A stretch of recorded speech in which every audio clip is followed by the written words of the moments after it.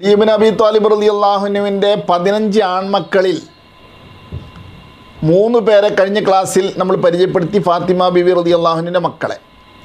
4-മതായിട്ടുള്ളത് മുഹമ്മദുൽ അക്ബർ, ബഹുമാനപ്പെട്ട ഹൗല ബിന്ത് ഇയാസ് റളിയല്ലാഹു അൻഹയുടെ മകനായി ജനിച്ചവരാണ്. അലി ഇബ്നു അബീ ത്വാലിബ് റളിയല്ലാഹു അൻഹുവിൻ്റെ മറ്റൊരു ഭാര്യയാണത്. മുഹമ്മദുൽ അക്ബർ എന്നവർ മുഹമ്മദുൽ ഹനഫിയ എന്ന പേരിലും അറിയപ്പെടാറുണ്ട്. യമനിലെ ഹദർ മൗത്തിൽ ബാക്ഷീർ എന്ന പേരിൽ അറിയപ്പെടുന്ന ഒരു സയ്യിദ് കുടുംബമുണ്ട്. അവർ ബഹുമാനപ്പെട്ട മുഹമ്മദുൽ അക്ബർ എന്ന് പറയുന്ന ഈ മകൻ്റെ സന്താന പരമ്പരകളിൽപ്പെട്ടവരാണെന്ന് അബ്ദുറഹ്മാൻ മഷൂർ റളിയല്ലാഹു അൻഹു ഷംസിൽ പറയുന്നു. 5-മത്തെ മകൻ ബഹുമാനപ്പെട്ട അബ്ബാസ് എന്ന് പറയുന്ന മകനാണ്. 6-മത്തത് ഉസ്മാൻ എന്ന് പറയുന്ന മകനാണ്. 7-മത്തത് ജാഫർ എന്ന് പറയുന്ന മകനാണ്. 8-മത്തത് അബ്ദുള്ള എന്ന് പറയുന്ന മകനാണ്.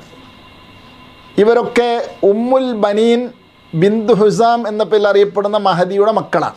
അലി ഇബ്നു അബീ ത്വാലിബ് റളിയല്ലാഹു അൻഹുവിൻ്റെ മറ്റൊരു ഭാര്യ. ഈ 4 മക്കളും ഹുസൈൻ റളിയല്ലാഹു അൻഹുവിനോട് കൂടെ കർബല സംഭവത്തിൽ രക്തസാക്ഷികളായവരാണ്. അതുപോലെ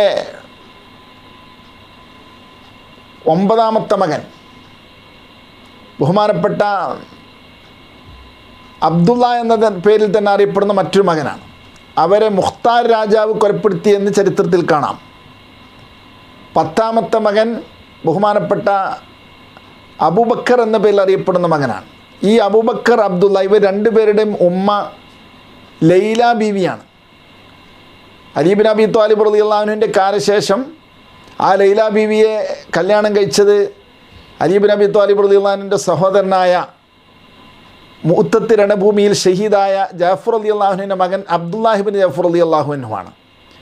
അപ്പോൾ 10 മക്കളെ നമ്മളിപ്പോൾ ഇതുവരെ അലി ഇബ്നു അബീ ത്വാലിബ് റളിയല്ലാഹു അൻഹുവിൻ്റെ ആൺകുട്ടികളെ പരിചയപ്പെടുത്തി.